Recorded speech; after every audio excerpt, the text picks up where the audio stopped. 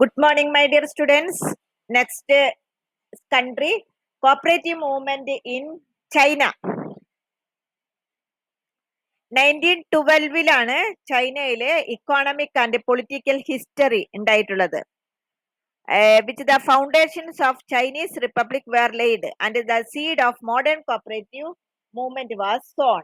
പുതിയ ഒരു modern cooperative movement അവിടെ ഉടലെടുത്തത് 1912 തൊട്ടാണ്.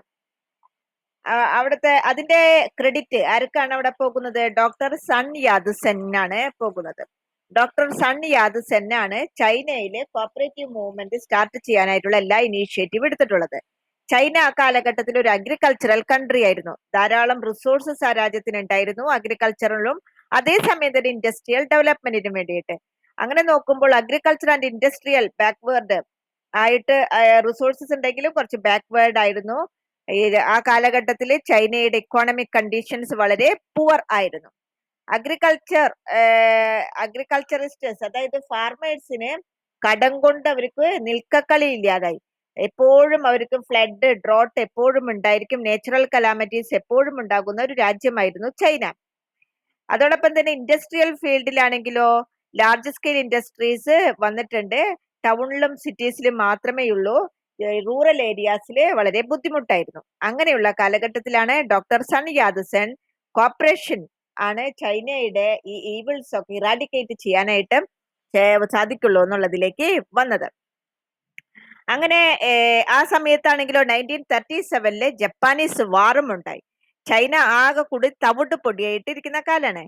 ജപ്പാൻ ഒക്യുപ്പൈഡ് കോസ്റ്റൽ ഡിസ്ട്രിക്ട്സ്, എല്ലാ കോസ്റ്റൽ ഡിസ്ട്രിക്ട്സ് ഒക്കെ ജപ്പാൻ ഒക്യുപ്പൈ ചെയ്തു. ബിഗ് ഫാക്ടറീസ് ഒക്കെ ആണെങ്കിലോ ഈ കോസ്റ്റൽ ഡിസ്ട്രിക്റ്റിലായിരുന്നു. അങ്ങനെ ചൈനയുടെ ഇക്കോണമി ആകെ കൊളാപ്സ്ഡ് ആയി. അതിനുശേഷം ഗവൺമെന്റ് റെഫ്യൂജീസിനൊക്കെ കുറെ എംപ്ലോയ്മെന്റ് ഒക്കെ കൊടുത്തു.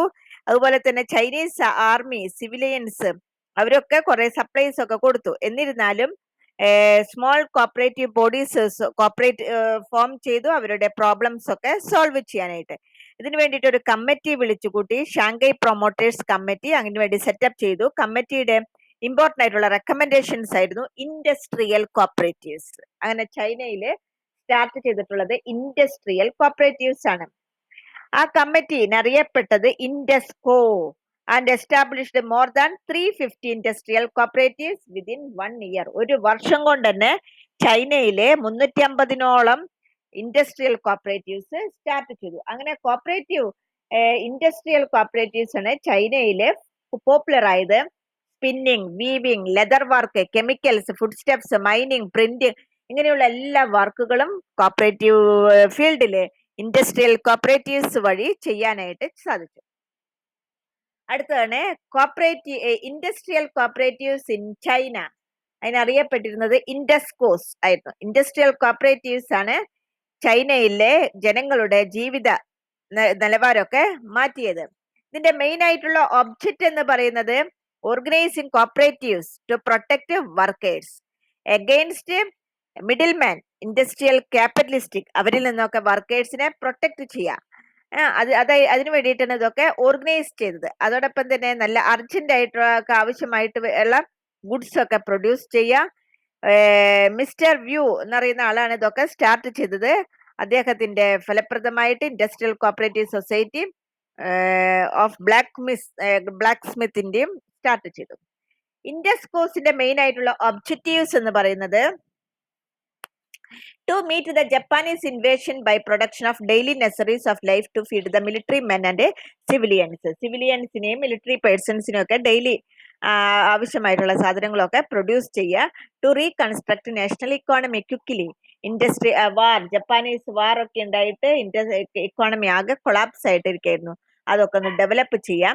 To hasten the realisation of doctor Sun Yat Sen principles. Doctor Sun Yat സെന്നിന്റെ പ്രിൻസിപ്പിൾസ് ഒക്കെ റിയലൈസ് ചെയ്യുക എന്നുള്ളത്. Next, features of industrial cooperatives. Minimum number of persons എത്ര വേണമെന്നായിരുന്നു? 7 ആയിരുന്നു.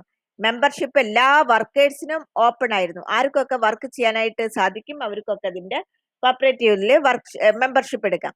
Person must have attained age of maturity ഉണ്ടായിരിക്കണം. ഒരാൾ ഒരു സൊസൈറ്റിയിൽ മാത്രമേ മെമ്പർഷിപ്പ് എടുക്കാൻ സാധിക്കുള്ളൂ. മെമ്പർഷിപ്പ് ആയിട്ടുണ്ടെങ്കിൽ 2 ഷെയർസ് എങ്കിലും വാങ്ങിയിട്ടുണ്ടായിരിക്കണം. ലയബിലിറ്റി ലിമിറ്റഡ് ആയിരുന്നു. മാനേജിംഗ് കമ്മിറ്റി ഉണ്ടായിരുന്നു. ജനറൽ ബോഡിയാണ് മാനേജിംഗ് കമ്മിറ്റിയെ സെലക്ട് ചെയ്തിരുന്നത്. മാനേജ്മെന്റ് നടത്തിയിരുന്നത് പ്രിൻസിപ്പിൾ ഓഫ് 1 man 1 vote എന്നുള്ളതിലായിരുന്നു നടത്തിയിരുന്നത്. അപ്പൊ ഇതൊക്കെയാണ് ചൈനയിലെ ഇതില് പറയുന്നത്. ഇനി അടുത്ത രാജ്യമാണ് USA. അപ്പൊ അത് നെക്സ്റ്റ് ഡേ എടുക്കാം. Okay my dear students, thank you.